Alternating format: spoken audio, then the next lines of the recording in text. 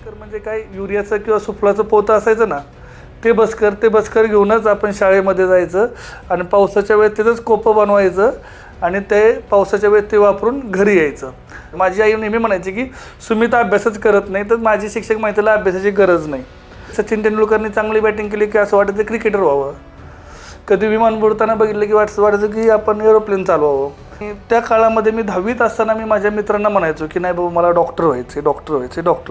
तो खरं जर माझा टर्निंग पॉईंट ठरला असेल डॉक्टरच व्हायचं आहे, तो म्हणजे मला झालेला डेंग्यू. जर संघर्ष म्हणायला गेला तर प्रत्येकाच्या आयुष्यात चढ उतार असतात. त्या माझ्या शैक्षणिक रूपात आल्या, माझ्या कौटुंबिक रूपात पण आल्या.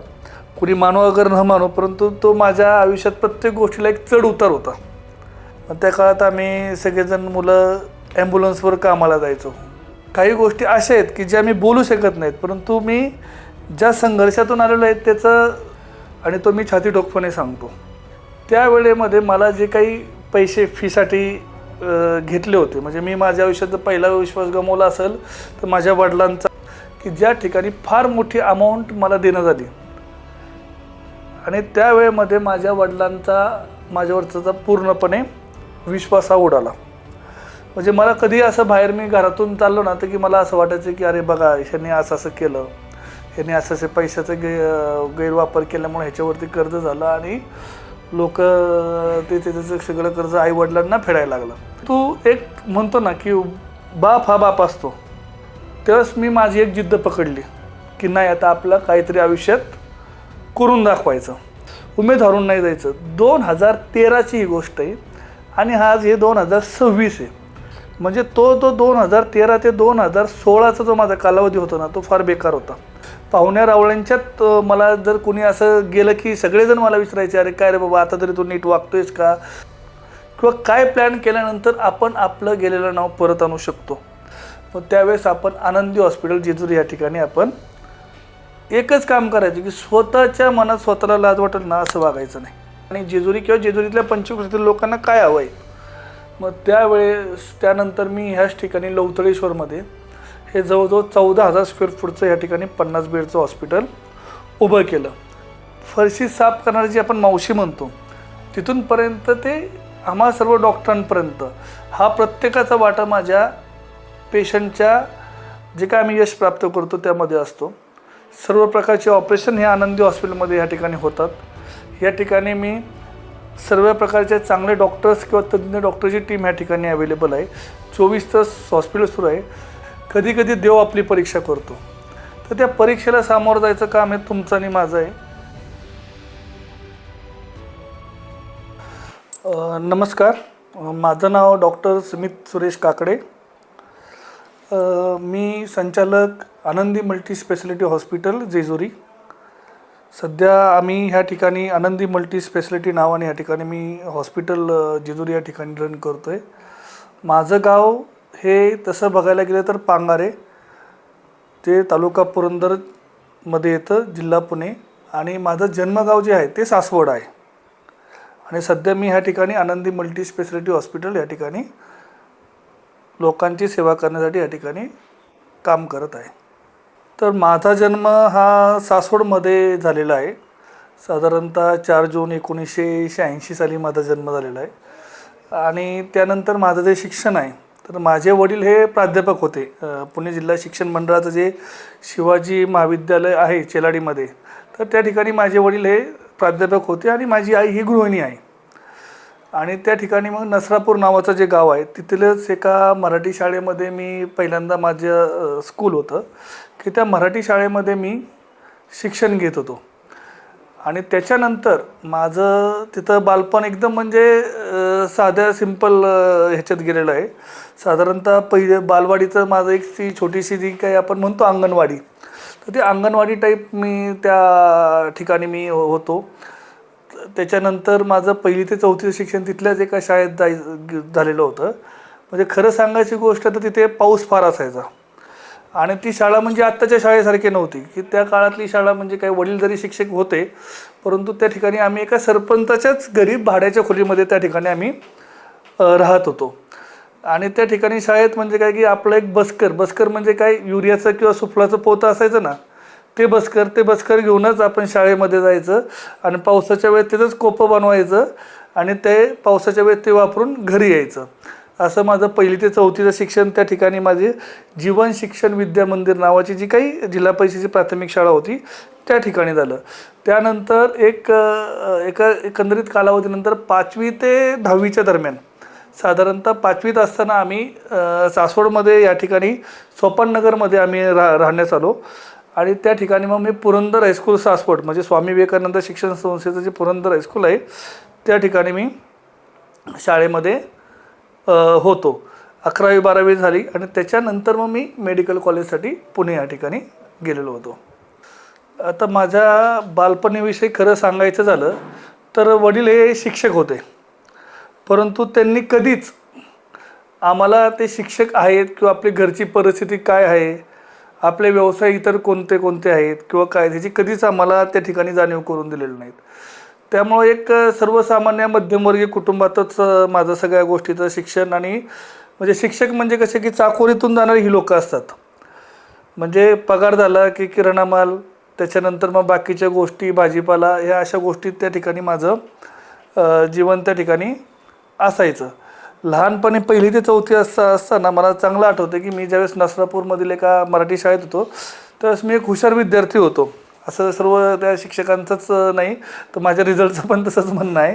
तर मी शिक्षक होतो आणि शिक्षक असताना मला खेळायची फार आवड असायची आणि ते जे शिक्षक राहायचे ते आमच्या शिक्षक कॉलनीमध्ये म्हणजे तो जो आम्ही भाड्याने तो एरिया असायचा त्या ठिकाणी अनेक शिक्षक राहिला असायचे. माझी आई नेहमी म्हणायची की सुमिता अभ्यासच करत नाही, तर माझी शिक्षक माहितीला अभ्यासाची गरज नाही.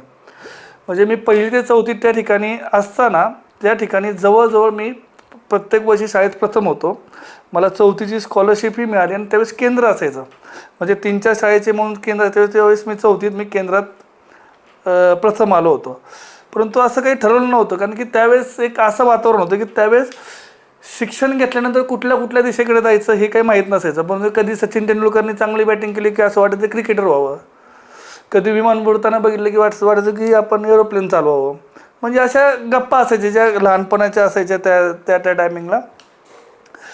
तर साधारणतः ते 4थीपर्यंत आणि असं कुठल्याही गोष्टीचा हव्यास नसायचा जो आजकालच्या लहान मुलांना आता जसं बघितलं की आज जर मी बघितलं तर 1लीच्या मुलांना पण ज्या काही पोएम्स आहेत किंवा छोट्या मुलांना काही पोएम्स आहेत ते नसायचं. एक छानपैकी एक मराठी शाळेत जो काही सिलेबस असायचा तर तो त्या ठिकाणी असायचा. त्यामुळे एक पटकन काय असं कुठलं काही विजन त्या ठिकाणी नव्हतं. परंतु एक होतं की पप्पांना मी शिक्षक म्हणून बघत होतो त्या ठिकाणी नाही का. त्यामुळे असं वाटायचं की आपल्याला काहीतरी होऊन पुढे काहीतरी शिकायचं आहे. मग कोणी म्हणायचं की बाबा डॉक्टर इंजिनियर, त्यावेळेसची ही 2-3च टर्म त्यामध्ये असायचं आणि शिक्षक, बाकीच्या काही गोष्टी आपल्याला माहिती नसायच्या. त्याच्यानंतर मी 5वीला मी पुरंदर हायस्कूलमध्ये आलो. त्यावेळेस असं होतं की पुरंदर हायस्कूलमध्ये आल्यानंतर मी 5वीला मी तुकडीमध्ये होतो. त्या काळात ही माझ्याबरोबर जेवढे काही शिकणारे विद्यार्थी होते ते सर्वसामान्य कुटुंबातील होते. म्हणजे कुणाचे वडील हे एसटीत ड्रायव्हर कंडक्टर किंवा एखाद्या शॉपमध्ये कामाला, काही ठिकाणी क्लर्क, कुणाचं शेती, कुणाची दुकानात कामाला असं. आणि काही काहींच्या तर मी अशी परिस्थिती होती पुरंदर हायस्कूलमध्ये असताना की काही काहींचे घरचे म्हणजे दिवसाच्या रोजावरती पण कामाला जायचो. म्हणजे मी नेहमी म्हणायचो अशी त्या परिस्थितीत आमचं सगळेजण असायचं. त्या ठिकाणी मी चांगल्या प्रकारे पुरंदर हायस्कूलमध्येही मला चांगल्या प्रकारे मार्क त्या ठिकाणी पडत होते. असं करता करता 10वी झाली, 12वी झाली माझी. आणि त्या काळामध्ये मी 10वीत असताना मी माझ्या मित्रांना म्हणायचो की नाही बाबा मला डॉक्टर व्हायचं. परत कधीतरी कॉम्प्युटर इंजिनियरचं असं आलं की वाटायचं की नाही बाबा कॉम्प्युटर इंजिनियर व्हायचं आहे. परंतु माझा टर्निंग पॉईंट ठरला असेल डॉक्टरच व्हायचं आहे तो म्हणजे मला झालेला डेंग्यू. 12वीला गेलो असताना सासवडमध्ये एक डेंग्यूची साथ आली आणि ती साथ आली असताना मला एका XYZ हॉस्पिटलमध्ये त्या ठिकाणी मला नेलं गेलं आणि क्लिनिकमध्ये गेल्यानंतर मला प्रत्येक ठिकाणी गेले की तापावरचं औषध दिलं जायचं, सलाईन दिलं जायचं, पण मला काही फरक पडत नव्हता. त्यावेळेस मला चांगलं आठवतं मी डॉक्टरांचं ते नावही विसरू शकत नाही. 2004 साली त्या ठिकाणी सासवडमध्ये एका छोट्याशा हॉस्पिटलमध्ये डॉक्टर मंत्री म्हणून यायचे, त्यांनी माझ्या डोळ्यामध्ये एक लाल टिपका बघितला की ते म्हणले की ह्याला डेंग्यूची लक्षणं आहेत म्हणून. आणि लगेच मला माझ्या वडिलांनी ज्यावेळेस केम हॉस्पिटलमध्ये नेऊन ॲडमिट केलं डॉक्टर गंगवाल सरांच्या अंडर, त्यावेळेमध्ये मला ज्यावेळेस माझी ती ट्रीटमेंट झाली त्या गोष्टी झाल्या, त्यावेळेस मी ते वातावरण बघून थोडासा भावूक झालो की नाही बाबा ही पण चांगली गोष्ट आहे. आणि येता जाता आपले एक स्वप्न असतात नाही का की बाबा हे व्हायचं ते व्हायचं. तर त्यावेळेस तर अजून माझ्या मनामध्ये आलं. 12वीमध्ये मला चांगले मार्क्स पडले, तो जो ग्रुपला मला 85% मार्क होते PCBला. तर त्यावेळेस माझ्या वडिलांचा तर शेवटी कसं असतं की आपल्या इथे एक परंपरा आहे, ह्याचा मुलगा हाच. तर माझे वडील मला म्हटले की तुला शिक्षक करायचं आहे. त्याच्यानंतर माझे अजून एक काका आले, ते मला म्हटले की नाही आपण पोस्टाची एक परीक्षा दे, तू बँकिंगची एक परीक्षा दे, मस्तपैकी सगळं करता येतं, काय करता येतं ते तू करशील का. तर मी नाही म्हटलं, मला डॉक्टरच व्हायचं आहे. आणि ही मी इच्छा स्वर्गीय विठ्ठलराव ताकोले गुरुजी ना आणि स्वर्गीय चंदुकाका जगतापांना त्यावेळेस का आली. मग तिथून पुढं माझा हा प्रवास हा वैद्यकीय शिक्षणाचा त्या ठिकाणी सुरू झाला. कारण की मला ते डोक्यात होतंच की बाबा ह्या गोष्टी करायच्यात, काय करायच्यात, आणि त्या पद्धतीने मी पुढे पुढे जात राहिलो. त्यानंतर जर तसं बघायला गेलं तर लहानपणापासूनच माझे वडील शिक्षक. आमचा वडिलांचा किंवा चुलत्यांचा मिळून एक ट्रान्सपोर्टचा एक व्यवसाय होता बरेच वर्ष झालं. परंतु असं कधीच कुठल्या गोष्टीची जाणीव मला घरच्यांनी आम्हाला कुणालाच करून दिली नाही. आणि मी मगाशी म्हटलं की शिक्षक म्हणजे चाकोरीत चालणारी ही लोक होती. म्हणजे जो पगार येईल त्यातून आपल्या कुटुंबाचा उदरनिर्वाह करून मुलांच्या भविष्यासाठी काही गोष्टी करता येतील का, ह्याच्यामध्येच आमच्या वडिलांनी मला तर असं वाटतं की बरंचसं आयुष्य घालवलं. आता जर संघर्ष म्हणायला गेला तर प्रत्येकाच्या आयुष्यात चढ उतार असतात. त्या माझ्या शैक्षणिक रूपात आल्या, माझ्या कौटुंबिक रूपात पण आल्या, आणि अनेक गोष्टीमध्ये त्या ठिकाणी आल्या. माझं म्हणजे आपण म्हणतो ना की ज्या वेळेस असं आपल्याला वाटतं की आता मी नेहमी म्हणतो की बाबा आमचं कुणी मानो अगर न मानो, परंतु तो माझ्या आयुष्यात प्रत्येक गोष्टीला एक चढ उतार होता. म्हणजे बघायला गेलं तर माझं सर्व शिक्षण हे एज्युकेशन लोन करूनच त्या ठिकाणी माझं शिक्षण हे केलेलं होतं वडिलांनी. कारण की शेवटी त्यांना 2 मुलांचे शिक्षण करायचे होते. मी डॉक्टर झालो, माझा लहान भाऊ हा इंजिनियर आहे. आणि हे एका शिक्षकाने त्यांच्या एका आयुष्यामध्ये करणं म्हणजे ह्या सगळ्या गोष्टी होऊन त्यावेळेस च्या सॅलरी आणि त्यावेळेसच्या ह्या गोष्टींनी आत्ताच्या गोष्टींमध्ये बराचसा फरक आहे. तर मग त्यामध्ये आम्हाला प्रत्येक गोष्टीत म्हणजे की जे काय आम्हाला पैसे देतील महिन्याचे त्याच्यामध्येच आमचा उदरनिर्वाह करायचा. कारण की पुण्यासारख्या ठिकाणी असताना 2800 रुपयामध्ये त्या ठिकाणी महिना, म्हणजे त्यावेळेस 1000 रुपये खोलीभाड असायचं, 800 ते 900 रुपये मेस असायची पुण्यासारख्या ठिकाणी, आणि वरती जे 800-900 रुपये राहतील त्यातून तुम्ही तुमचा चहा नाश्ता काय असेल ते भागवायला लागायचं. मग त्या काळात आम्ही सगळेजण मुलं ॲम्ब्युलन्सवर कामाला जायचो. चालायचं त्यावेळेस की बाबा एक डॉक्टर म्हणून किंवा अटेंडंट म्हणून काहीतरी शिकण्यासाठी, किंवा कोणी लोकम म्हणून त्या ठिकाणी जरी काही गोष्टी नसल्या तरी शिकण्यासाठी गेल्यानंतर आपण म्हणतो ना अप्रेंटिसशिप असते आपलं, त्याचं टाईप त्या ठिकाणी आम्हाला काही सेवा करायची संधी मिळायची, त्यातून आम्ही काही गोष्टी ह्या करायचो. परंतु काही गोष्टी अशा आहेत की ज्या मी बोलू शकत नाहीत, परंतु मी ज्या संघर्षातून आलेलो आहे त्याचं मूर्तिमंत उदाहरण आहे की माझे मित्र कंपनी किंवा माझ्या जवळ जे काही लोक आहेत त्यांना त्या गोष्टी माहिती आहेत की ह्यांनी काय केलं आणि काय नाही.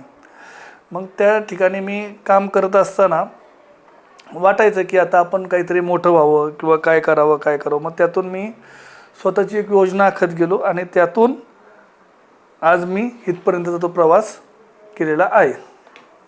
आता प्रत्येकाच्या आयुष्यामध्ये काही कठीण प्रसंग असतात, तसा माझ्या आयुष्यात घडलेला होता आणि तो मी छाती ठोकपणे सांगतो की माझ्या आयुष्यात असं एक प्रसंग घडला होता. वडील शिक्षक होते, मी मगाशी सांगितलं घरचा ट्रान्सपोर्टचा पण व्यवसाय होता, चुलते वगैरे एकत्र होते. त्या काळामध्ये असं झालं की आपण म्हणतो ना शेअर मार्केट किंवा अजून काही इन्व्हेस्टमेंट किंवा काय नाही, त्यावेळेमध्ये मला जे काही पैसे फीसाठी घेतले होते, म्हणजे मी माझ्या आयुष्यात पहिला विश्वास गमावला असेल तर माझ्या वडिलांचा आणि आईचा गमावला. तर त्या काळामध्ये आमच्या पिंपरी चिंचवडमध्ये BC नावाचा किंवा इन्व्हेस्टमेंट करून त्याच्यातून 2-3% परतावा मिळेल अशा गोष्टी होत्या.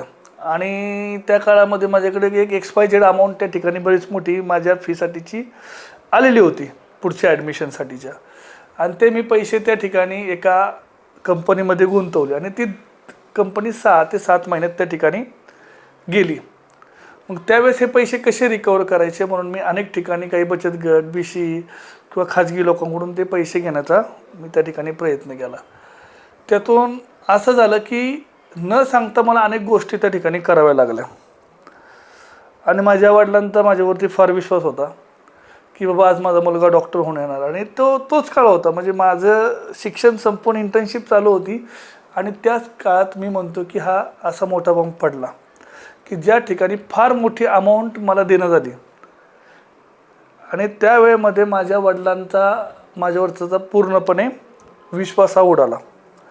म्हणजे मला कधी असं बाहेर मी घरातून चाललो ना तर की मला असं वाटायचं की अरे बघा ह्यांनी असं केलं, ह्यांनी असं पैशाचं गैरवापर केल्यामुळे ह्याच्यावरती कर्ज झालं आणि लोक ते त्याचं सगळं कर्ज आईवडिलांना फेडायला लागलं. इथपर्यंतचा माझा विषय त्या काळात झाला होता. त्यामुळे मी बाहेर निघताना पण असं वाटायचं की लोक जर 2-4च्या कर्ज असेल ना तर हे नसेल का बाबा हे माझीच तर चर्चा नसेल ना असं मला त्या ठिकाणी वाटायचं. परंतु एक म्हणतो ना की बाप हा बाप असतो. म्हणजे त्यावेळेस माझ्या वडिलांनी सगळ्या गोष्टीला मला बोलले. कुठलेही वडील असले, आज मी माझ्या पाल्याने असं केल्यानंतर मी बोलणार आहे, मला भरपूर बोलले, पण माझं कुणाचाही 1 रुपया न ठेवता त्यांनी सगळ्यांची जेवढे माझे देणे होते तेवढे देऊन टाकली आणि मला म्हणले की तू आता कामाला सुरुवात कर. तेव्हाच मी माझी एक जिद्द पकडली की नाही आता आपलं काहीतरी आयुष्यात करून दाखवायचं. आणि तिथून पासून म्हणजे हा 2000 ही गोष्ट फार लांबची नाही आहे. म्हणजे मी सर्व तरुणांना सांगू इच्छितो की उमेद हरून नाही जायचं. 2013ची ही गोष्ट आहे आणि आज हे 2026 आहे आणि कदाचित बरीचशी लोक काकडे डॉक्टरांना 2016 ते 2026पर्यंत क्लोजली ओळखतात. म्हणजे तो 2013 ते 2016चा जो माझा कालावधी होता ना तो फार बेकार होता. म्हणजे बेकार म्हणण्यापेक्षा फार बेकार. मग त्या काळात मी या सगळ्या गोष्टी पुढे चालू केल्या. अनेक मला त्याच्यामध्ये मला कौटुंबिक प्रॉब्लेम झाले, माझे फायनान्शियल प्रॉब्लेम झाले, सगळ्या गोष्टी आल्या.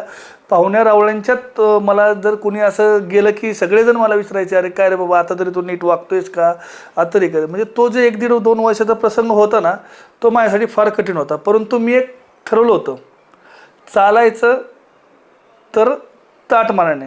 म्हणजे कदाचित तुम्हाला अतिशयोक्ती वाटेल की मी विचार करायचो की घरी बसल्यानंतर ज्यावेळेस मी माझ्या बेडवरती बसायचो त्यावेळेस मी विचार करायचो की आपण कसं वागल्यानंतर किंवा काय प्लॅन केल्यानंतर आपण आपलं गेलेलं नाव परत आणू शकतो. ह्या अनुषंगाने मी काम करायला सुरुवात केली.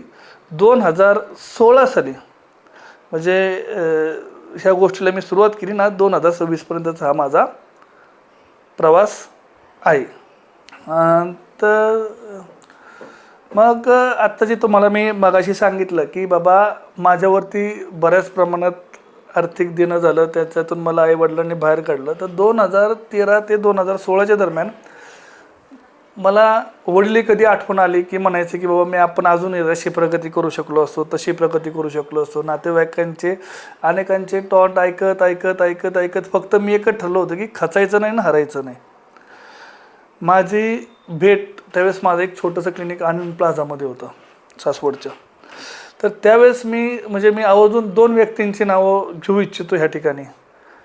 एक म्हणजे माजी आमदार संजय जगताप आणि डॉक्टर अमोल हेंद्रे सरांचं. ही जे 2 व्यक्ती होते ते माझ्या निर्णयाशी पूर्णपणे मला पाठिंबा देत होते. 2013, 14, 15ला हे सगळं होत असताना मी काही प्रमाणात पेशंट बघण्यासाठी किंवा काहीतरी अजून शिकण्यासाठी मी धन्वंतरी हॉस्पिटलमध्ये येत होतो. त्यावेळेस की सुमित तुझ्याकडे सगळ्या पद्धतीचं चांगलं स्किल आहे, तुझ्याकडे पेशंट टॅकल करण्याची चांगली एक ताकद आहे नाही का, तर तू हे छोटं मोठं करण्यापेक्षा, कारण की मी YCMमध्ये काम केलेलं होतं त्यावेळेस पुण्यामध्ये, त्याच्यामुळे ते मला म्हणले की बाबा तू एक सुरुवात कर, तुला एक चांगली संधी मिळेल. आणि मग त्यावेळेस मी त्या ठिकाणी सरांच्या ठिकाणी बरोबर काम करायला लागलो. आणि एक साधारणतः 1.5-1 वर्षानंतर सर म्हणले की जेजुरीमध्ये कुठल्याही प्रकारचं एक हॉस्पिटल नाही आहे. आणि त्याच काळामध्ये पतंगराव कदम मंत्री असताना आनंदी कार्डिओलॉजी नेफ्रोलॉजी सेंटर हे धन्वंतरी हॉस्पिटलमध्ये संजय जगताप सरांच्या मार्फत या ठिकाणी सुरू करण्यात आले. मग त्या ठिकाणी पण मी काम करायला सुरुवात केली. आणि मला अजूनही तो प्रसंग आठवतोय की पुरंदर नगरीमध्ये मी हेंद्रे सर आणि संजय जगताप सर बसलो होतो. आणि संजय हेंद्रे सरांनी त्या ठिकाणी म्हणले की बाबा सुमित असं आपण ह्याच्यासाठी असं करूयात, हा करेल. मग त्यावेळेस आपण आनंदी हॉस्पिटल जेजुरी या ठिकाणी आपण सुरू करायला सुरुवात केली. आता नुसतं आपण उद्घाटन केलं किंवा काय केलं तर आपल्याला यश मिळतं असं काही नाही आहे. म्हणजे बघितलं असेल तुम्ही, मी तर म्हणतो आमच्या डॉक्टरांचं कसं असतं माहिती का, नवीन तर तुमच्याकडे कोणी फिरकती नाही. परंतु एक स्ट्रॅटेजिक प्लॅनिंग मी त्या ठिकाणी चालू केलं की प्लॅनिंग म्हणजे असं होतं की काही नाही, पैसा ही दुय्यम गोष्ट आहे. पहिलं फर्स्ट गेलेलं नाव चांगल्या पद्धतीने निर्माण करायचं आणि या आरोग्य क्षेत्राला दाखवून द्यायचं की आपण कशा पद्धतीने आपण पुढे जाऊ शकतो. मग त्याच काळामध्ये मी सुरुवात केली. मी खोटं नाही सांगत की ज्यावेळेस इथं जेजुरीच्या एस.टी. स्टँडची शेजारी अजित कॉम्प्लेक्स नावाची बिल्डिंग आहे, त्या ठिकाणी काम चालू असताना माणसं मिळत नव्हती पाणी मारायला. तर त्यावेळेस त्या ठिकाणी पाणी मारणे, ते साईटवरती स्वतः डिझाईन करून सगळ्या गोष्टी करणे, हे अशा गोष्टी मी स्वतः सकाळी 8 वाजता येऊन करत होतो. हळूहळू हॉस्पिटल त्या ठिकाणी झालं. हॉस्पिटलमध्ये तर सेवा द्यायची. तर त्या ठिकाणी अजूनही मी तुम्हाला सांगतो की कुठल्याही माणसाला मोठवायचं असेल त्यांच्या जोडीला माणसंही त्या पद्धतीने. आणि मला एक चांगली टीम त्या ठिकाणी माझ्याबरोबर काम करायला मला त्या ठिकाणी मिळाली. आणि मला चांगलं आठवतं की मला हे म्हणायचे दोघंही जण, म्हणजे माझे आमदार संजय जगताप सर पण आणि हेंद्रे सर पण, नाही तू घाबरू नको, तुझ्याबरोबर आम्ही आहोत, तू चांगल्या पद्धतीने काम कर, लोकांचा विश्वास संपादन कर. त्या पद्धतीने काम चालू केलं. आणि हळूहळू सकाळी 8 वाजल्यापासून त्या काळात 10 वाजेपर्यंत मी हॉस्पिटललाच असायचो. माझ्याबरोबर डॉक्टर पाटील सर असायचे, त्याच्यानंतर डॉक्टर सोनवणे असायचे, doctor Taware madam, Taware sir, आणि त्यावेळेस डॉक्टर आपल्या ते doctor Chhagan Khartode sir, doctor भगवान गोरे सर, आणि अनेक लोकांनी मला त्या ठिकाणी सहकार्य केलं. आणि मी हळूहळू ह्या म्हणजे आपण म्हणतो ना ह्या उंचीपर्यंत आपण पोचलो. मग आता हे ज्यावेळेस माझं हे ठरलं हॉस्पिटल काढायचं, तर नाव काय, तर मग आनंदी हॉस्पिटल नावाने मी ह्या ठिकाणी ते हॉस्पिटल सुरू केलं. आता कधी आलं की काय झालं की ह्या ठिकाणी ज्यावेळेस जेजुरीमध्ये आलो त्यावेळेस मी ह्या जेजुरीसाठी डॉक्टर म्हणून हा नवीनच होतो. म्हणजे तर जेजुरीतल्या लोकांचा विश्वास संपादन करणं, पंचक्रोशीतील लोकांचा विश्वास संपादन करणं, हे माझ्यापुढं फार मोठं टास्क होतं. परंतु हळूहळू आम्ही त्या ठिकाणी पहिल्यांदा मी सेवेला महत्त्व दिलं. हळूहळू त्याच्यामध्ये आमची प्रगती होत गेली. आणि कमी आणि वाजवी दरामध्ये कशा पद्धतीने लोकांना चांगल्या प्रकारच्या सुविधा देता येतील हे मी ह्या ठिकाणी सुरुवात केली. आणि ह्याला मला खरंच आवर्जून सांगावंसं वाटतं की त्या काळामध्ये अक्षरशः पुण्यातील बऱ्याचशा मोठमोठ्या हॉस्पिटलच्या डॉक्टरांनी मला सहकार्य केलं. मग ते ऑपरेशनच्या माध्यमातून असेल, म्हणजे ऑर्थोपेडिक विभाग असेल, माझा सर्जरी विभाग असेल, माझा युरोलॉजी विभाग असेल, ह्याच्यामध्ये ह्या लोकांनी मला माझ्याकडे कुठली केस आली तर त्यांनी मला वेळोवेळी त्या ठिकाणी मदतीचं सहकार्य करून चांगल्या प्रकारचे ऑपरेशन्स त्या ठिकाणी पार पाडले. आणि ह्यातून हळूहळू आनंदी हॉस्पिटलचं नाव व्हायला लागलं. त्यावेळेस एकच डोक्यात होतं की पैसे हा विचार मी बऱ्याचशा लोकांना, आता हे मी माझ्या तोंडातून सांगण्यापेक्षा तुम्ही या ठिकाणी कोणालाही विचारू शकता, मी पैसे कधीच मॅन्डेटरी हा विषय पकडला नाही. कारण की मला माहीत होतं की एकदा जर तुमच्यावरती लोकांचा विश्वास वाढला तर तुमच्याकडं अनेक लोक तुमच्याकडे येतील आणि त्या ठिकाणी सेवेचा लाभ घेतील.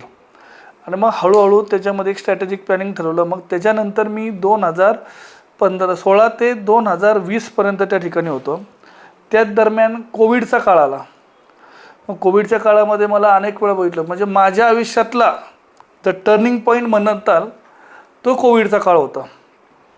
मग त्यावेळेमध्ये मला चांगलं आठवतं आहे की परिस्थिती फार बिकट होती.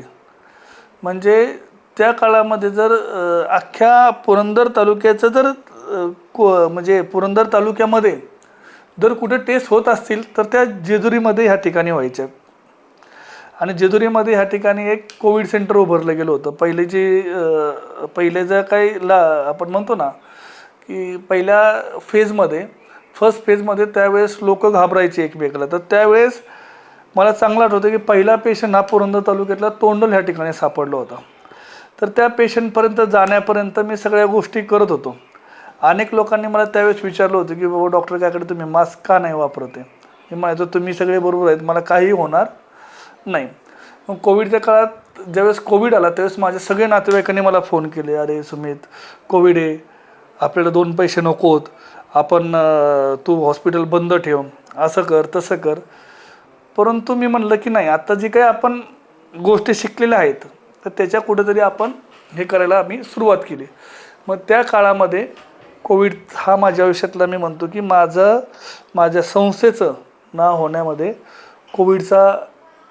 म्हणजे कोविडच्या काळामध्ये केलेलं कामाचंच मला टर्निंग पॉईंट ठरला असं मला नेहमी जाणवतं.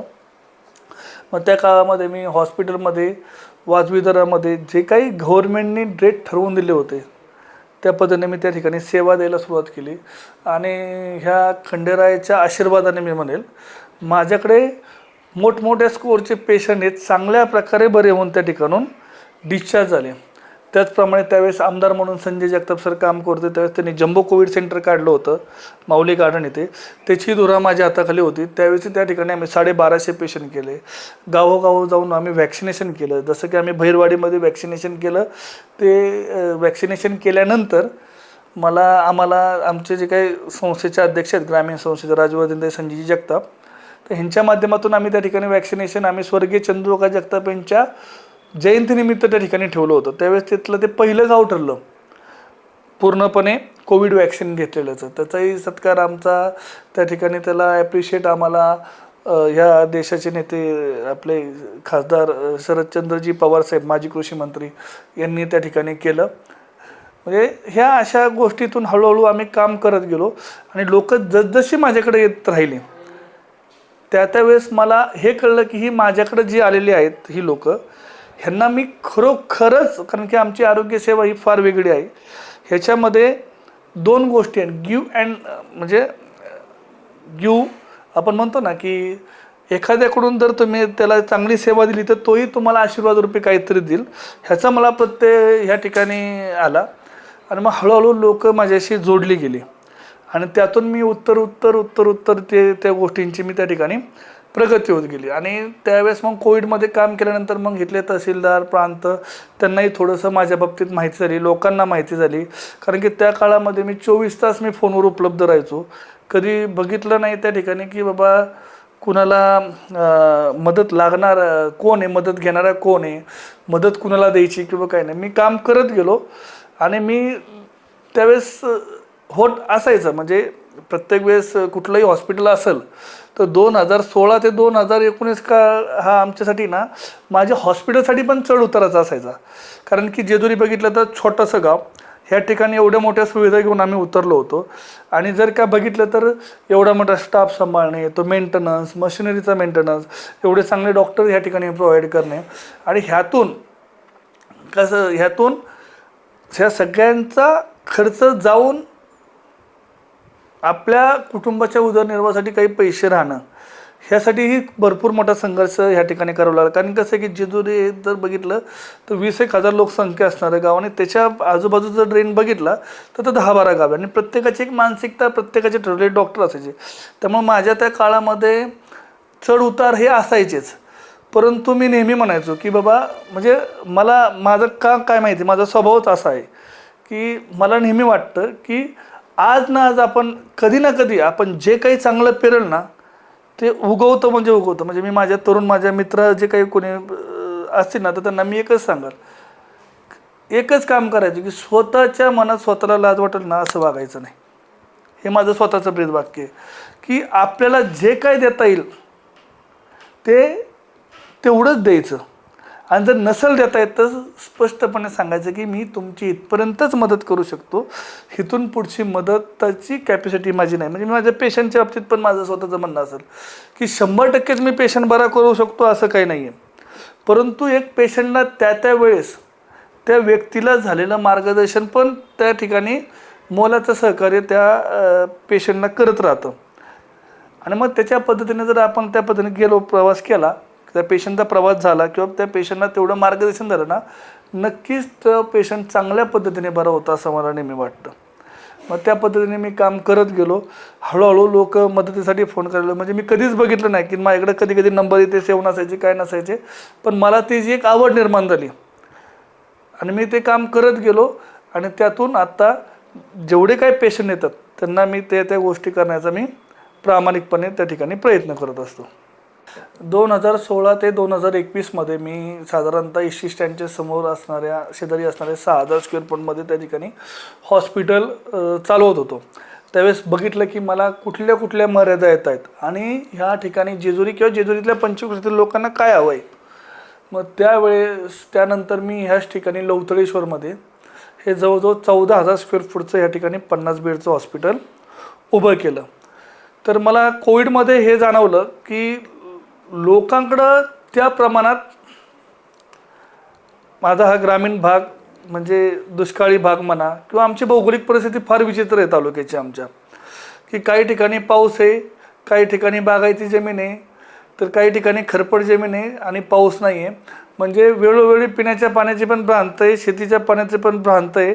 म्हणजे सगळ्याच गोष्टी, जरी पुणे जिल्ह्यातला हा तालुका असेल तर. आणि त्यातल्या त्यात मी म्हणतो की नेहमी माझा एक शब्द असतो की जशी शैक्षणिक निरक्षरता असते ना, तर आरोग्यविषयक निरक्षरता माझ्या तालुक्यात मला दिसून आली.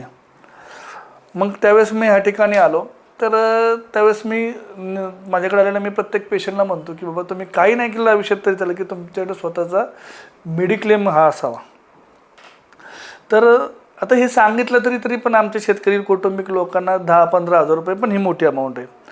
मग त्यावेळेस ठरल्याप्रमाणे मग मी थोडंसं फॉलोअप करत गेलो आणि आज ह्या आनंदी हॉस्पिटलमध्ये जी पंतप्रधानांची आयुष्यमान भारत योजना आहे ती ह्या ठिकाणी सुरू केली.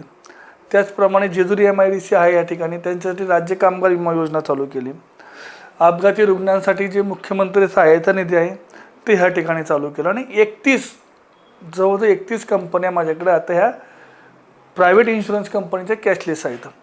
ह्या ठिकाणी मी कौटुंबिक, म्हणजे माझं हॉस्पिटलमध्ये माझा प्रत्येक स्टाफ, म्हणजे माझं स्वतःचं एक वैयक्तिक मत आहे की माझ्या येणाऱ्या पेशंटमध्ये, येणाऱ्या यशामध्ये माझा खाली फरशी साफ करणारी जी आपण मावशी म्हणतो तिथूनपर्यंत ते आम्हा सर्व डॉक्टरांपर्यंत हा प्रत्येकाचा वाटा माझ्या पेशंटच्या जे काय आम्ही यश प्राप्त करतो त्यामध्ये असतो. हे माझं स्वतःचं वैयक्तिक मत आहे. आज ह्या ठिकाणी सर्व प्रकारचे ऑपरेशन हे आनंदी हॉस्पिटलमध्ये ह्या ठिकाणी होतात. या ठिकाणी मी सर्व प्रकारचे चांगले डॉक्टर्स किंवा तज्ज्ञ डॉक्टरची टीम ह्या ठिकाणी अवेलेबल आहे. 24 तास हॉस्पिटल सुरू आहे.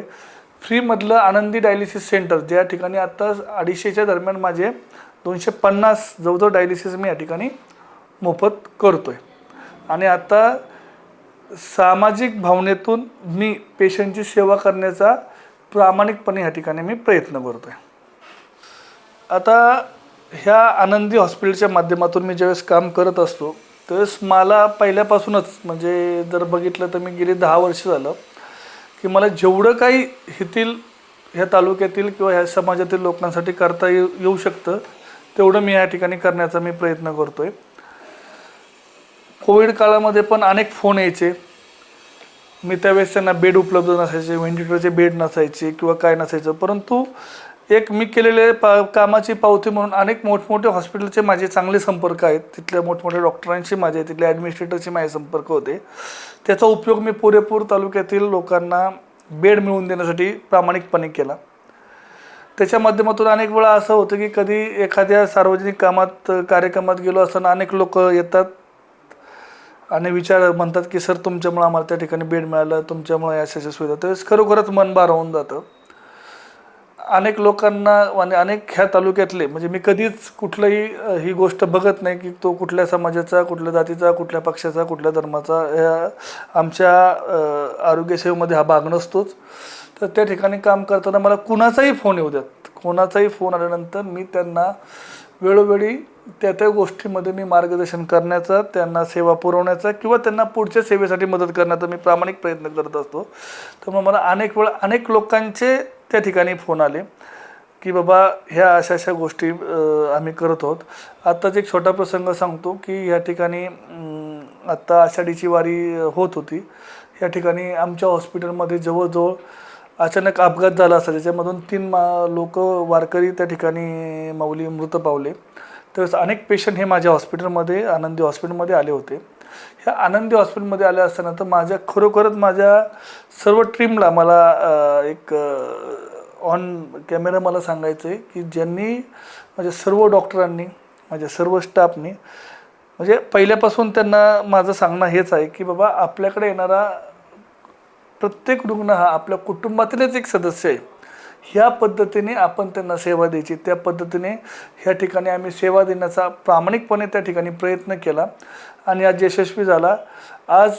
आजही एक पेशंट त्यातला माझ्याकडे आहे. त्यांची आज मी प्लास्टिक सर्जरी आत्ता माझी 4 दिवसापूर्वीच झालेली स्किन ड्राफ्ट. आता ह्या सगळ्या गोष्टी आम्ही पुढे आता ह्या ठिकाणी नेत आहोत. आणि ह्या कामाचं फलित म्हणून मला सांगायला म्हणजे आनंद वाटतो की अनेक लोकांचे, त्या भागातील पण लोकांचे आम्हाला फोन आले की खरोखरच सर तुमचा स्टाफ, तुमच्या येथील डॉक्टर, तुमच्या आनंदी हॉस्पिटलने आम्हाला आत्तापर्यंत दिलेल्या सुविधा खरोखरच म्हणजे वाखण्याजोग आहेत. आणि त्याच आनंदावरती आम्ही पुढे चाललेलो आहे. त्या सर्व रुग्णांची आम्ही पूर्णपणे महात्मा फुले जन आरोग्य योजना आणि आयुष्यमान भारत योजनेमध्ये आम्ही या ठिकाणी त्यांना उपचार मिळवून देण्यात यशस्वी ठरलेलो आहे. आता हे काम करत असताना कसंही जरी झालं तरी काही ना काही प्रमाणात आपण ज्यावेळेस काम करत असतो त्यावेळेस मी मगाशीच सांगितलं की ज्यावेळेस तुम्ही समाजहितासाठी काम करत असता त्यावेळेस आपण म्हणतो ना की लक्ष्मी पण तुमच्याकडे येत राहते. आणि अशा ह्या माध्यमातून होत असताना मी अनेक गावामध्ये लोकांना एक आरोग्याच्या सुविधा मिळाव्यात म्हणून काम करतो आहे. आमच्या हॉस्पिटलची टीम आठवड्यातून एकदा ह्या पंचक्रोशीतील भागामध्ये अनेक विविध मेडिकल कॅम्प फ्रीमध्ये ठेवत असते, ज्याच्यामध्ये आम्ही रक्ताच्या तपासण्या फ्री करण्याचा प्रयत्न करतो. अनेक समाजधनपर आपण म्हणतो ना की समाजाला उपयोगी पडणारे त्या ठिकाणी आम्ही मार्गदर्शन करत असतो. कारण की बऱ्याच वेळा आम्हाला असं दिसून आलेलं आहे की इम्युनिटी म्हणतो आपण, जसे काही रोगप्रतिकारक क्षमता, आम्ही प्रत्येक वेळेस बघितलेलं की शेतातील काम करणाऱ्या ह्या लोकांमध्ये बऱ्याचशा प्रमाणात ही जास्त राहते. त्याच्यामुळं कधीकधी त्यांचं आम्ही बघितलं की डायबिटीस कंट्रोल असतो, त्यांना युरिनचं इन्फेक्शन असतं, परंतु ही लोक शेतामध्ये आरामात काम करत असतात. परंतु एक काळ असा येतो की त्यांच्या हातात काहीच राहत नाही. मग अशा लोकांची आम्ही वेळोवेळी तिथं रक्ताची तपासणी करून त्यांना व्यवस्थित मार्गदर्शन करून त्यांना हे आपल्या आयुष्यमान भारत योजनेअंतर्गत मी त्या ठिकाणी प्रयत्न करत असतो लोकांना सहकार्य करण्याचा आणि उपचार करण्याचा. त्याचप्रमाणे हे सगळे जे काही मी मेडिकल कॅम्प करतो आहे पूर्णतः फ्री असतात. त्याच्यामध्ये म्हणजे मी रक्ताची तपासणी सर्व, म्हणजे फक्त रक्त तपासणी नाही तर CBC, electrolyte, CRP, LFT, RFT, ECG, त्याचप्रमाणे त्यांना लागणारी औषधी योजना, त्यांना पुढं लागणाऱ्या काही गोष्टी, ह्यांचा वेळोवेळी सल्ला. आणि ह्या गोष्टी माझ्याकडे नाही झाल्या तर कुठल्या हॉस्पिटलमध्ये ते तुम्हाला मोफत मिळू शकतं, त्याचं मार्गदर्शन मी आणि माझी टीम ह्या ठिकाणी वेळोवेळी आनंदी हॉस्पिटलच्या माध्यमातून त्या ठिकाणी करत असतो. आता आम्हाला एक जाणवलेलं आहे की ह्या ठिकाणी समाजहितासाठी काम करत असताना समाजाने पण काहीतरी स्वतःमध्ये बदल केलेला पाहिजे. कारण की मी बऱ्याचशा वेळा माझ्या खेडेगावातील ह्या लोकांना मी बघतो की ह्यांना अवेअरनेसच्या गोष्टीचा एवढं वाटत नाही. म्हणजे आमच्या इथं असं आहे की तहान खाल्ली की विहीर खोदायची. म्हणजे मी नेहमी म्हणतो की आजाराचा समूह असं वाटत नाही. मग मी त्यासाठी नेहमी एक उदाहरण देतो की आपला जसं 1 रुपया वाचवला की आपण म्हणतो 1 रुपया कमवला, तसं एक आजार आपण दुर्लक्ष केलं ना की तो आपल्या शरीरात घर करून राहिला. लक्षात आलं का मी काय म्हणतो ते? ही लोक काय करतात की आपल्या ह्या गोष्टीतून त्यांना थोडीशी इम्युनिटी किंवा रोगप्रतिकारक क्षमता जास्त असल्यामुळे ते अंगावरती काढण्याचा पुरेपूर प्रयत्न करतात. मग आमच्यापाशी येतात आणि मग ह्याच्यात बसेल का त्याच्यात बसेल का, मग सर आमच्याकडे पैसेच नाही आहेत किंवा काय नाहीत. त्यासाठी आज शासनाने एक फार चांगली योजना आणलेली. म्हणजे मी कधीच म्हणणार नाही की ही योजना फक्त आनंदी हॉस्पिटलमध्येच आहे, परंतु आज शासनाने ह्या आयुष्यमान भारतच्या माध्यमातून सासवडमध्ये गेलं तर धन्वंतरी हॉस्पिटल आणि सासवडचं ग्रामीण रुग्णालय, जेजुरीमध्ये आलं तर जेजुरीचं ग्रामीण रुग्णालय आपलं आनंदी हॉस्पिटल आणि डॉक्टर विशाल बोईटेंचं स्वामी समर्थ हॉस्पिटल त्या ठिकाणी आहे. ह्या ठिकाणी तुम्ही हे उपचार सुविधा घेऊ शकता. बारामतीमध्ये बारामती हॉस्पिटल आहे, गिराज हॉस्पिटल आहे, अनेक हॉस्पिटल्स आहेत, पुण्यामध्ये हॉस्पिटल आहे. ह्या ठिकाणी जाऊन तुम्ही एकदा बघा, त्या ठिकाणी त्या गोष्टी करा. कारण की कसं आहे की तुम्ही त्या आजारातून बाहेर येणं महत्त्वाचं आहे. तुम्ही कुठल्या हॉस्पिटलला उपचार घेता ह्याच्यापेक्षा तुम्ही त्या ठिकाणी जाऊन त्या उपचार कशा पद्धतीने आपल्याला मिळतील, कमी पैशात किंवा कशात मिळतात हे बघणं फार महत्त्वाचं आहे, तो आजार अंगावर काढण्यापेक्षा. त्यामुळे माझी प्रत्येकाला एक नम्र विनंती राहील या व्हिडिओच्या माध्यमातून की बाबा तुम्ही कुठलीही गोष्ट असेल, सर्वप्रथम तुम्ही जाऊन तुमच्या डॉक्टरांना दाखवा. डॉक्टर हा तुमचा अजिबात शत्रू नाही आहे. आम्हाला शत्रू हे लोकांनी किंवा ते सोशल मीडियाने केलं असं मी म्हणतो. ह्याच्या मागचं कारण काय की मी नेहमी एक सांगू इच्छितो की डॉक्टरांची उपजीविका हे त्यांच्या पेशंटवरती आधारित आहे. शेवटी त्यांचा इन्कम सोर्स किंवा उपजीविकेचं साधन हे तुम्ही पेशंट आहात.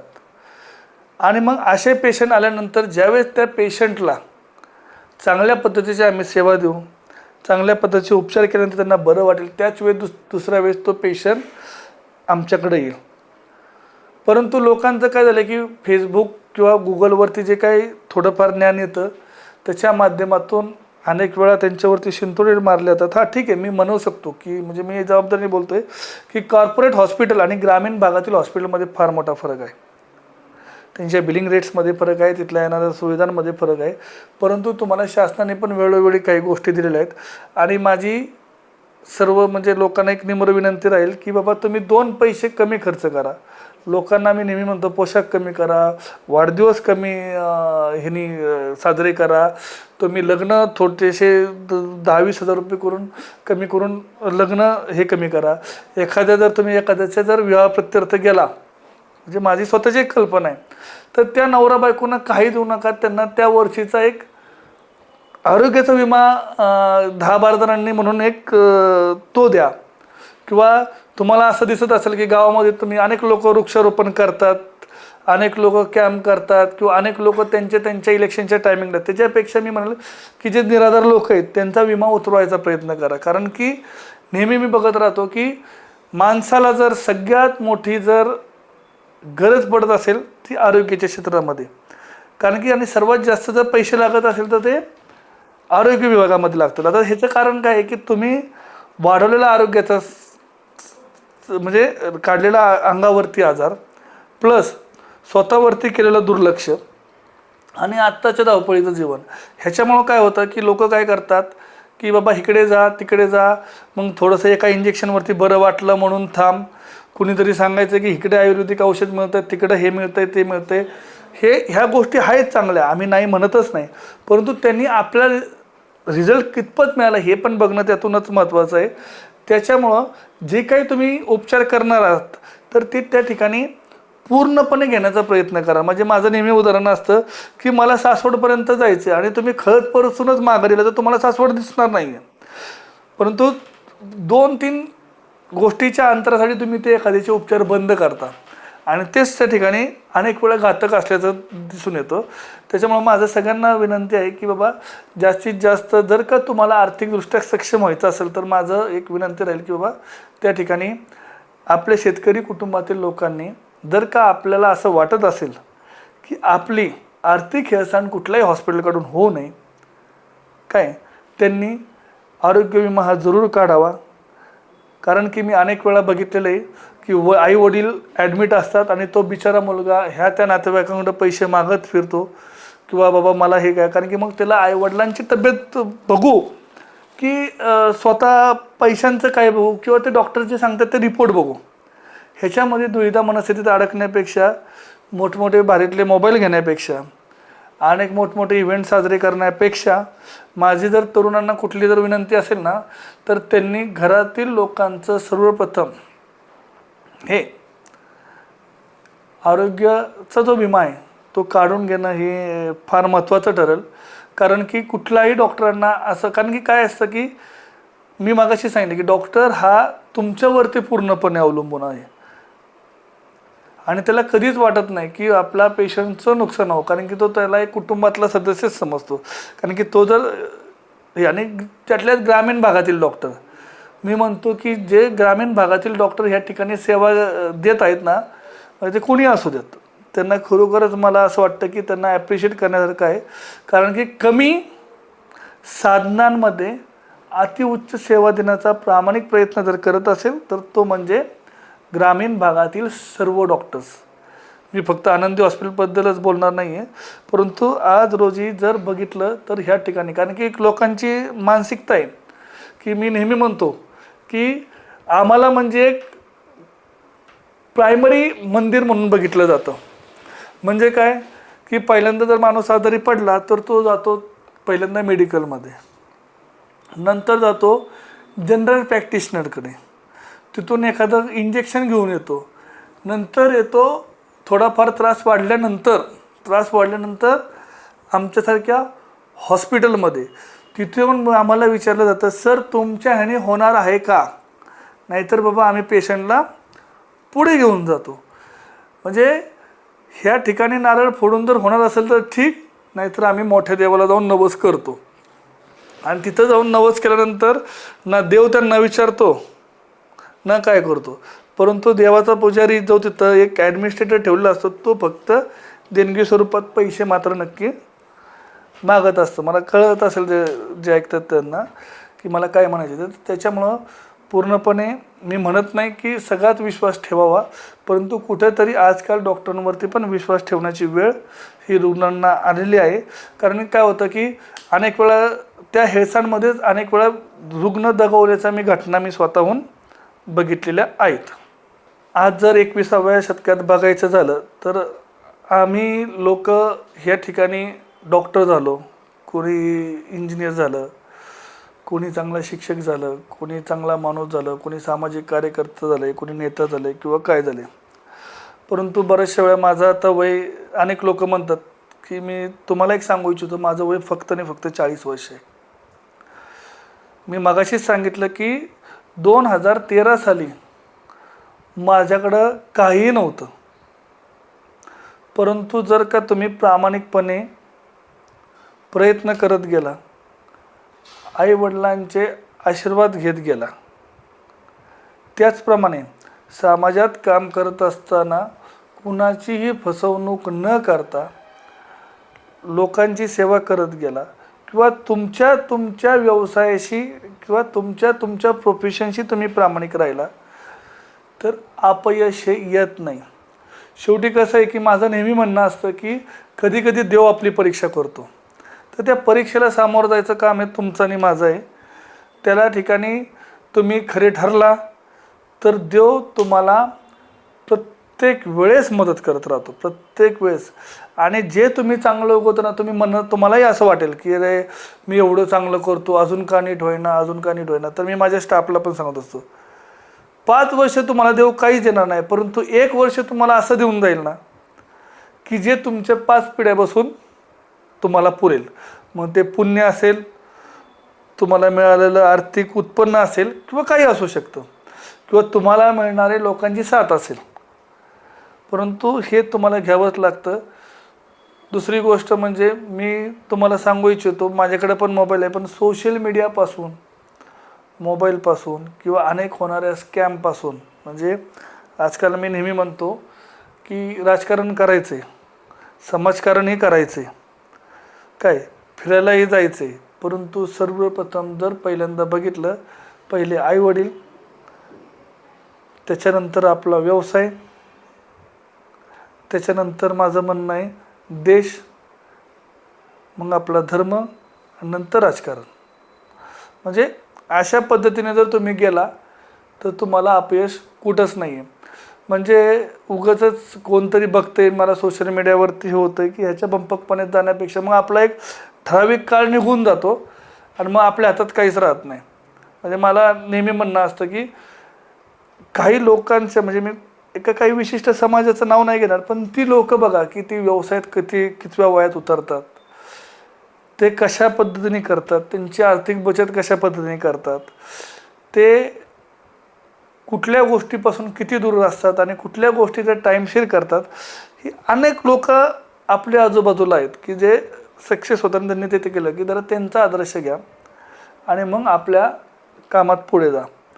नाहीतर काय होतं की राहत्या गोष्टी वेगळ्या बाजूला. कारण की आज विचार केला तर मी नेहमी म्हणतो की आमच्या डॉक्टर लोकांचा आयुष्य असं आहे की 18व्या वर्षी 12वी, 24व्या वर्षी डिग्री, 27व्या वर्षी किंवा 28व्या वर्षी पोस्ट ग्रॅज्युएशन. तरी पण लोक म्हणतात तरी हा नवा डॉक्टर आहे, ह्याच्याकडे जायचं की नाही. म्हणजे हा आमचा संघर्ष आहे. आम्ही डॉक्टर मग त्या काळात फक्त कशासाठी असतो तर फक्त ऑनलाईन रिपोर्ट बघण्यासाठी. काय रे बघते डॉक्टर असं असं म्हणतात, काय म्हणतात काय नाही, ह्याच्या पलीकडे आम्हाला कुणी विचारत नाही. परंतु जर का तुम्ही ह्या गोष्टीचं जर तुम्ही पहिल्यापासून काम करत गेला, प्रामाणिकपणे काम करत गेला, तर तुमचं आयुष्य हे चांगल्या पद्धतीने 30व्या वर्षीपासूनही तुम्ही चांगल्या पद्धतीचं आर्थिक नियोजन करून आर्थिक संपन्न होऊन तुमच्या आईवडिलांना ज्यांनी तुमच्यासाठी कष्टात दिवस काढलेले आहेत त्यांना तुम्ही सुखाचे दिवस आणू शकता आणि स्वतःचंही कौटुंबिक, मानसिक वगैरे आरोग्य स्वास्थ्य तुम्ही त्या ठिकाणी चांगल्या प्रकारे हे करू शकता. त्याचप्रमाणे अजून एक सांगतोय की बाकीच्या व्यसनांशी मी बोलणार नाही, पण सगळ्यात जर बेकार व्यसन असेल ते म्हणजे आज आपल्या भारत देशाला लागलेली कीड, ती म्हणजे एखादी जर अर्थव्यवस्था जर आपल्याला मी म्हणतो जर निकामी करायची असेल ना, तर तिथल्या लोकांच्या युवकांचा मेंदू हा भ्रमात ठेवायचा. जसा आपला मेंदू हा इंस्टाग्राम, व्हॉट्सॲप, ट्विटर असेल किंवा अदर सोशल मीडिया असेल, त्यांनी भ्रमात ठेवायचा प्रयत्न हा केला जातो आहे. आणि त्याच्यामुळं आपली भारत देशातील तरुणाई बाजूला जाताना दिसते, जी काय मेन काम होतं. कारण की पहिल्या काळी काही फार मोठे पैसे लागत होते असं काही नव्हतं उपजीविकेसाठी. परंतु आजकाल पैसे का लागतात तर लोकांना दाखवण्यासाठी की मी किती मोठा आहे, माझ्याकडे काय आहे, माझ्या मुलाकडे काय आहे, माझ्या वडिलांकडे काय आहे, मी काय करू शकतो, माझे कुणाशी ओळख आहे, माझ्या अमक्या डॉनशी ओळख आहे, माझ्या अमक्या नेत्यांशी ओळख आहे. ह्यातच आपल्या तरुणाईचा वेळ चाललेला आहे. इंस्टाग्रामवरती रील काढणे. कालच मी बघितलं की सिंहगडसारख्या ठिकाणी, ज्या ठिकाणी छत्रपती शिवाजी महाराजांनी वयाच्या 16व्या वर्षी आईच्या इच्छेवरून ज्या स्वराज्याचं तोरण बांधलं, त्या ठिकाणी सेल्फी काढण्यावरून किंवा इंस्टाग्रामवरच्या व्हिडिओवरून काही वाद निर्माण झाला. म्हणजे आज अशा ठिकाणच्या धार्मिक स्थळावरती जर आपली मुलं जर त्या ठिकाणी जाणार असतील आणि अशा प्रकारचे तर वाद निर्माण होत असेल तर ते, आणि छत्रपती शिवाजी महाराज जे आपल्या महाराष्ट्राचं प्रेरणा नाही अशा ठिकाणी जर होणार असतील तर ह्याच्यापेक्षा वेगळी गोष्ट म्हणजे दुर्दैव कुठलंच नाही. म्हणजे मी म्हणण्यापेक्षा अनेक आपल्या थोर इतिहासकारांनी सांगितलं पाहिजे की शिवाजी महाराजांसारखं दिसण्यापेक्षा किंवा छत्रपती शिवाजी महाराज की जय सारखं म्हणण्यापेक्षा किंवा अनेक गोष्टी सोशल मीडियाच्या माध्यमातून वेगळ्या रील बनवण्यापेक्षा शिवाजी महाराजांसारखं जगण्याचा प्रयत्न जरी केला तरी आपली तरुणाई मला असं वाटतं की चांगल्या पद्धतीने पुढे जाईल. आणि जेणेकरून ज्या आपल्या आईवडिलांची जी काय अपेक्षा असते आपल्या मुलांकडून त्या नक्कीच पूर्ण होतील असं मला या ठिकाणी वाटतं. आणि मी एकच इच्छा व्यक्त करतो की ही जी काही माझी तरुण पिढी, माझी भावंडं आहेत, त्यांना माझं जे काही आज ज्या मी नगरीमध्ये हा वैद्यकीय व्यवसाय प्रामाणिकपणे करण्याचा मी प्रयत्न करतो आहे. आज श्रावणाचा पहिला सोमवार आहे आणि ह्या श्रावणी सोमवारानिमित्त मी एक आशा करतो की ह्या ठिकाणी मार्तंड मल्हार तुम्हाला सगळ्यांना चांगले आशीर्वाद देऊन तुम्ही तुमच्या आईवडिलांचे स्वप्न पूर्ण करताल अशी मी या ठिकाणी अपेक्षा बाळगतो. धन्यवाद. जय हिंद, जय महाराष्ट्र, जय जिजाऊ, जय शिवराय.